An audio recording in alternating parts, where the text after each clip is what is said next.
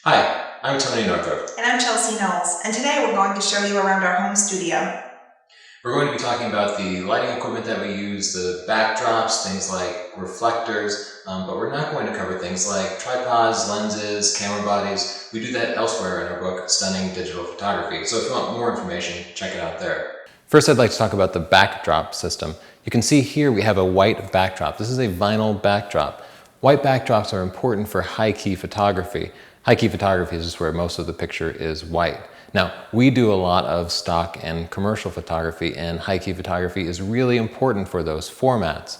You can take a look at some of our pictures that we've done on a white backdrop. Now, it doesn't mean the picture's necessarily always used on a white backdrop, but white backdrops are very easy for designers to replace so they can fill in their own background.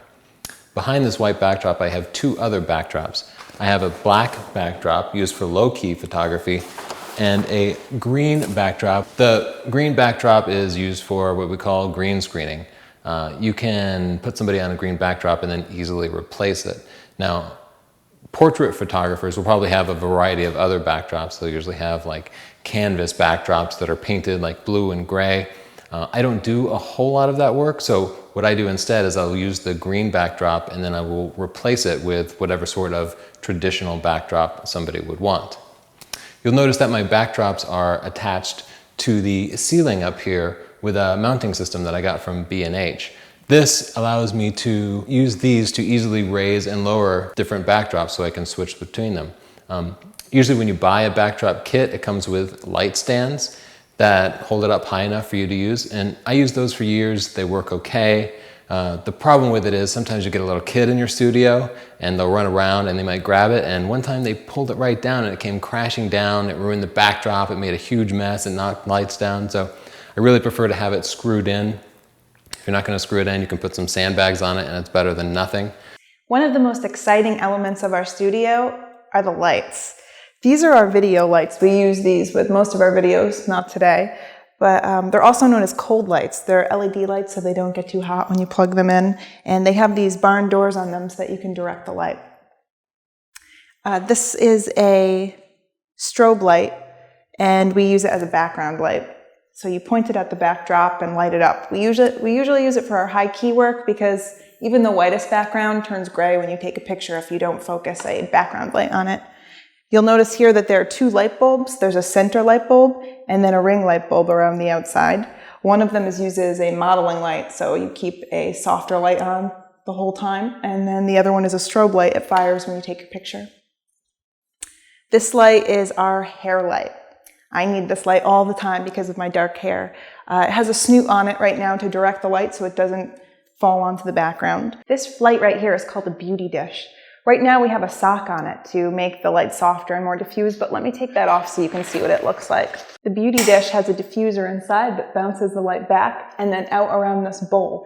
It's more direct light than, let's say, a softbox, but it's still really flattering and soft. We also have a grid for our beauty dish. You can see right through it. This, it focuses the light more. So you'd probably want to use this if you were doing a low-key shoot and you had a black background, if you didn't want the light to spill onto your background and turn it gray instead of black. This is our large softbox. It's a lot like our beauty dish. It has soft light, but it's even softer. The biggest difference is that the transition between shadows and the highlights in the picture are going to be softer, whereas the beauty dish is going to have harder lines and not as smooth of a transition. Another thing I'd like to show you is our studio fan. It's just a common household fan, but it's great for adding some movement in a picture if you want your model's hair to move a little bit. This is another light modifier that we use. It's called a strip light. It works a lot like our large softbox, but it's longer and it's narrower, so you get light cast evenly on the whole body if you're doing full body work. Every light in our studio is connected to a light stand. A light stand is like a tripod with a really long center column. You can see the legs extend out like this, and then the center column extends up to 4 or 5 feet. Some light stands are taller than others. All light stands have a common connector up here, and you usually attach some sort of adapter to it. Now, many lights will connect directly to this. If you want to attach something else to it, for an example, a flash or an umbrella, you would use something like this. You can see this has a hole here that I can run the post on a reflecting umbrella through, and then I could attach a flash here to fire into the umbrella. Light stands are good for more than just lights. This little platform is one of my favorite accessories because if I'm shooting tethered, which means my pictures are going right into a PC, I can put my PC here, and then myself or an art director can review the pictures as I'm taking them, to get feedback and be able to make adjustments to it.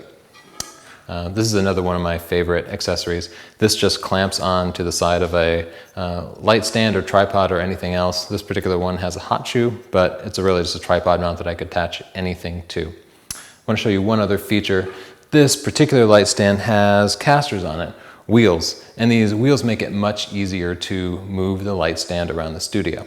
This is the power pack that we use, the Speedotron Brown line. It's about the most basic power pack you can get, but frankly, I've never needed anything else. I learned to use it and it's always gotten the job done for me, so I've never felt the need to upgrade. The way you trigger a system like this is through a sync cord. Now, I have the sync cord attached to a Pocket Wizard wireless system. The other half here is attached to the top of my camera. This allows me to fire the strobes wherever I am in the studio. This corner over here is dedicated to our sundries. We have everything from spare batteries to flashes to the tape measure you'll see in a lot of our fitness shoots. We have our underwater housing in here, and my favorite drawer is the prop drawer, where you will find everything from steel wool for our night photography and light painting to this prop gun. In this last corner, we have all of our collapsible goods. This is a collapsible diffuser. I'll use this when I'm outdoors and put it between the sun and somebody that I'm photographing. And basically it just casts a nice, soft, even shade on the person and kills the hard light that you might get from the sun. Closely related to that are reflectors. Now, reflectors like this will bounce the light back, whereas the light travels through a diffuser. The reflector is used to bounce and shape light. So somebody could stand on the opposite side of the sun from a subject and kind of curve this to bounce the light to the person. Notice this is gold covered, so this is going to send back a nice gold reflection, which makes somebody look like they have a little bit more of a tan than they actually do.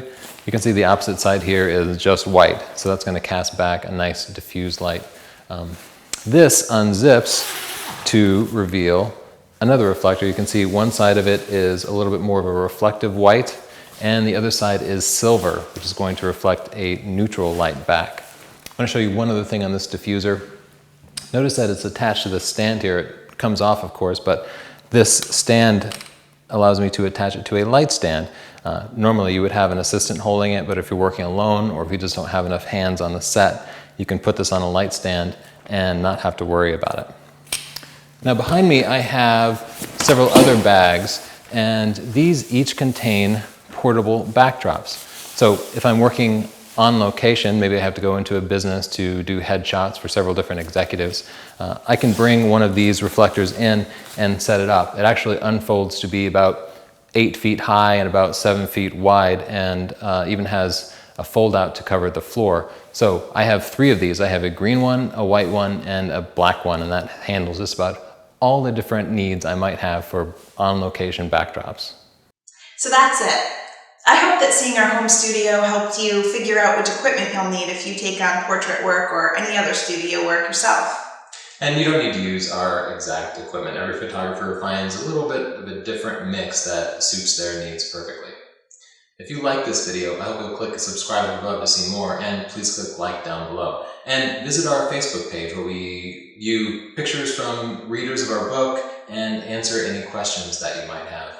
Thanks. Thanks.